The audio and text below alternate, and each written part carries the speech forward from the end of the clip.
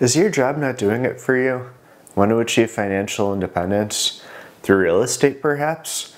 Well, as somebody who has done just that, I want you to understand that this is a more attainable goal than you may realize.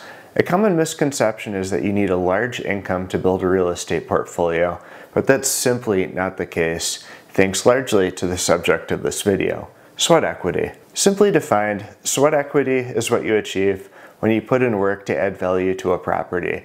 Put lipstick on the pig, polish the turd. Or go hard like I often do, rip the place down to the studs and build it back up to a high standard. Your funds, your experience, the property itself, and the location will all influence your scope of work. People like houses that are nice, fresh, and modern. Houses that are HGTV fresh are in high demand, and in-demand items fetch a premium. When you buy an ugly, smelly house and fix it up, you are adding value to that asset and achieving sweat equity, provided that the house is worth more in the end than the sum of what you spend through the process of buying and fixing it up. This is what house flippers do, and they access their sweat equity by selling the house when they're done with the improvements. But that's not the only way. There's a better option for those seeking to live off of their real estate cash flow, and that's a cash-out refinance. A cash-out refi usually lets you pull out 75% of the value of a single-family home or 70% of the value of a 2 to 4 unit multifamily property.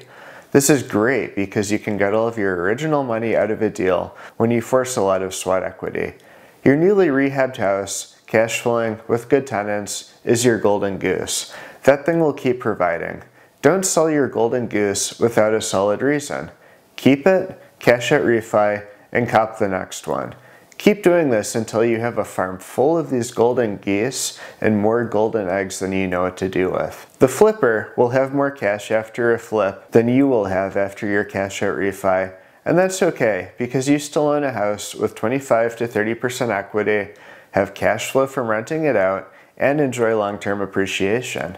Not to mention that the flipper's profits will be taxed heavily as earned income, whereas a cash-out refinance is not a taxable event. What you also have is your original seed money that you used to buy the house in the first place, so you can go bag another one, rinse, and repeat. Sweat equity adds to your net worth and helps you scale without having to dump a lot of new money into your portfolio. You can do this at whatever pace you'd like, fixing up multiple deals in parallel, non-stop, for fast financial independence, which is my objective, or you could work at a more relaxed pace, doing a deal every year or few years.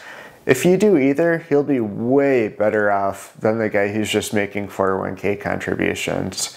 Seriously, society's default is just meant to keep you down. Now, picture this. You just closed on your first deal. It's a 900 square foot ranch in a decent area, and fixed up will rent for a lot relative to what you paid for it. Built in the 60s, this place already has circuit breakers, not fuses. It has copper Romex wire, not knob and tube, and the plumbing is all copper, not the old galvanized steel that swells up and leaks. It was once owned by an elderly couple that kept up with the important maintenance, but never splurged on the aesthetics. As such, the roof, HVAC, water heater, and windows are all pretty solid. We're off to a good start. Now the bad. The interior hasn't been updated in decades, and their pets have had a number of accidents over the years, so you can imagine the smell. The carpet is stained, the hardwood floors are scratched up, and the cabinets are still sturdy, but they're that old dark brown wood with flaky varnish. Most people avoided this house, but you know that cacophony of pet owners smells like money. Here's what you do. Rip out the carpets, the dated window treatments, anything that soft or absorbs smells goes. Give it a good cleaning. Fire up an ozone generator and let it stew for a couple of days. Ozone is crazy effective at wiping out smells. Now you paint the walls and ceiling. Use a good ceiling primer first if required, then an on-trend neutral paint color. Sand and paint the cabinet doors. White is good, or be more adventurous if you choose. Install some nice modern looking cabinet hardware. You can get good cheap stuff on Amazon. Get some new laminate countertops. Home Depot or Lowe's sells those. There are even films that you can apply over existing countertops to freshen them up. This could be a decent option too, depending on your budget. Are the plugs and light switches dingy? Install new ones. They're cheap and easy to replace. Refinish the hardwood floors. Hire somebody to do it if your budget permits, or rent the machine from Home Depot and do it yourself. New carpet. For the bathroom, buy a cheap vanity from Home Depot, a new medicine cabinet, and have the tiles reglazed. Light fixtures suck? Get some new boob lights for the bedrooms, and pick up some stylish yet inexpensive fixtures for the living room and kitchen. Again, Amazon is a good source. The result is a borderline unrecognizable house. The smell is gone, the floors look new, the place is clean, open, and inviting because you used a nice neutral light colored paint and upgraded the lighting with neutral color temperature LED bulbs. The kitchen and bathroom look clean and fresh. All the surfaces you interact with are, in fact, clean and fresh. You rent it out quickly to a qualified tenant because it looks way nicer than the competition. The appraiser recognizes the improvements and compares it to other nicely updated properties in your area.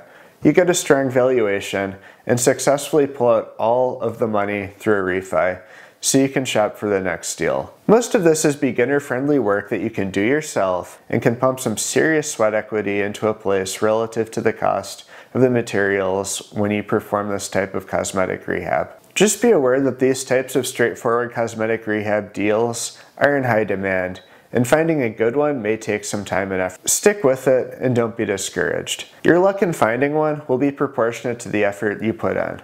Find a good investor-friendly agent, look at lots of deals, and write lots of offers. As somebody who has done this whole financial independence through real estate thing, I promise you it's worthwhile. Please consider doing the usual like and subscribe things if you got value from this. Also, check out some of my other videos on the subject. I've been averaging about 2 videos per week since I began covering real estate and financial independence, and there's a lot more to come. Thank you for watching, and have a great day.